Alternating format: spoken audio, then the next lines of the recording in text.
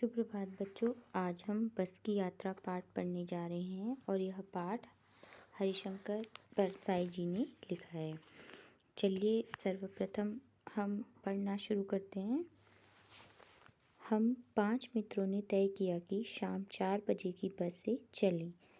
पन्ना से इसी कंपनी की बस सतना के लिए घंटे भर बाद मिली है, जो जबलपुर की ट्रेन मिला देती है। सुबह घर पहुंच जाएंगे। हम में से 2 को सुबह काम पर हाजिर होना है, यानी कि पहुंचना है टाइम से, इसलिए वापसी का यही रास्ता अपनाना ज़रूरी था। लोगों ने सलाह दी कि समझदार आदमी इस शाम वाली बस से सफ़र नहीं करते। क्या रास्ते में डाकू मिलते हैं? नहीं, बस डाकिन है। ऐसा लेखक ने क्यों कहा कि बस डाकिन है? क्योंकि आप देखिए ये जो बस की हालत है, ये कितनी जर्जर है और कितनी ही दयनीय इसकी जो स्थिति है। इस स्थिति को देखते हुए लेखक ने इसे डाकिन कहा। डाकिन यानी कि जो कहीं ना कहीं उन्हें मुसीबत में डाल सकती थी और बहुत बड़ी परेशानियों में उन लेखक को डाल सकती थी, इसलिए इसको डाकिन कहा। बस को देखकर तो श्रद्धा उमड़ पड़ी। खूब वयोवृद्ध थी, सदियों के अनुभव के निशान लिए हुए थी। लोग इसलिए इससे सफ़र नहीं करना चाहते थे कि वृद्धावस्था में इसे कष्ट होगा। यह बस पूजा की योग्य थी, उस पर सवार कैसे हुआ जा सके। यानी कि अब जो लेखक है वो एक तरह से व्यंग कर रहे हैं कि बस को देखकर उनके मन में श्रद्धा का भाव उमड़ा, क्योंकि जो बस थी वो बहुत ही बूढ़ी हो चुकी थी और इस बस के पास सदियों से लोगों को सफ़र कराने का अनुभव था। इसलिए लोग इसमें सफ़र नहीं करना चाहते थे, क्योंकि इसे वृद्धावस्था में कष्ट न हो।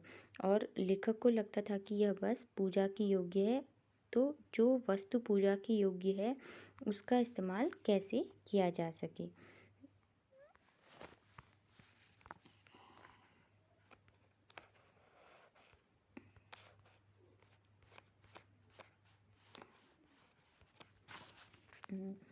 इस प्रकार लेखक कहीं ना कहीं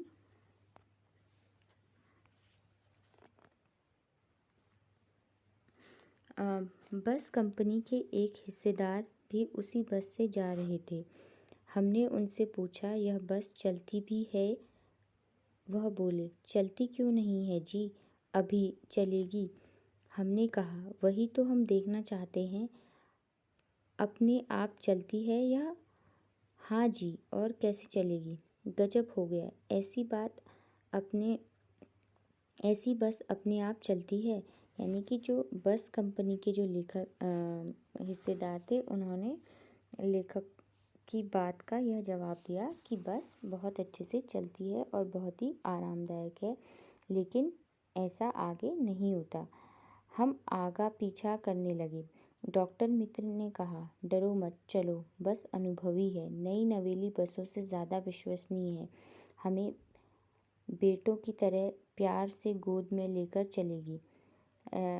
हम बैठ गए। जो छोड़ने आए थे वे इस तरह देख रहे थे जैसे अंतिम विदा दे रहे हैं। उनकी आंखें कह रही थी, आना जाना तो लगा रहता है, आया है तो जाएगा। राजा रंग फकीर, आदमी को कूच करने के लिए एक निमित्त चाहिए। यानी कि लेखक और उसके मित्रों को लग रहा था वो बड़े ही आराम से इसमें सफ़र करेंगे, लेकिन जो लोग उन्हें छोड़ने आए थे उन्हें ऐसा नहीं लगता था। उन्हें लगता था कि हर व्यक्ति को इस संसार को छोड़ने का कोई ना कोई कारण मिल ही जाता है, तो शायद इन लोगों को भी यह कारण मिल गया है। इंजन सचमुच स्टार्ट हो गया, ऐसा जैसे सारी बस ही इंजन है और हम इंजन के भीतर बैठे हैं।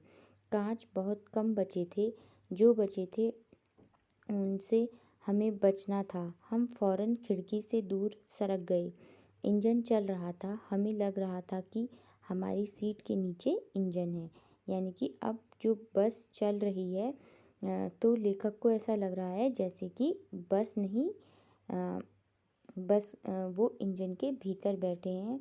और जो बस की हालत है वो इस प्रकार है कि उसमें कांच नहीं है, मतलब जो बसों में शीशे लगे होते हैं वो नहीं है, और खिड़की के पास बैठना खतरे से खाली नहीं था, और ऐसा लग रहा था जैसे इंजन ही सीट के नीचे रखा हो। बस सचमुच चल पड़ी और हमें लगा कि यह गांधी जी के असहयोग, सविनय अवज्ञा आंदोलनों के वक्त अवश्य जवान रही होगी। उसे ट्रेनिंग मिल चुकी थी, हर हिस्सा दूसरे से असहयोग कर रहा था। पूरी बस सविनय अवज्ञा आंदोलन के दौर से गुजर रही थी। सीट का बॉडी से असहयोग चल रहा था। कभी लगता सीट बॉडी को छोड़कर आगे निकल गई है, और कभी लगता कि सीट को छोड़कर बॉडी आगे भागी जा रही है। 8-10 मील चलने पर सारे भेदभाव मिट गए। यह समझ में नहीं आता कि सीट पर हम बैठे हैं या सीट हम पर बैठी है। अब जो बस है उसका हर पुर्जा एक दूसरे को असहयोग कर रहा था, मतलब कोई भी बस के नियंत्रण में नहीं था, और बस बहुत ही हिलडुल रही थी। और इस कारण लेखक और उनके मित्रों को बहुत सी परेशानियां हुई, और उन्हें यह एहसास होने लगा कि वो बस के ऊपर बैठे हैं या बस उनके ऊपर। चलिए बच्चों, आज के लिए बस इतना ही। अगली कक्षा में हम पाठ को आगे पढ़ेंगे। धन्यवाद।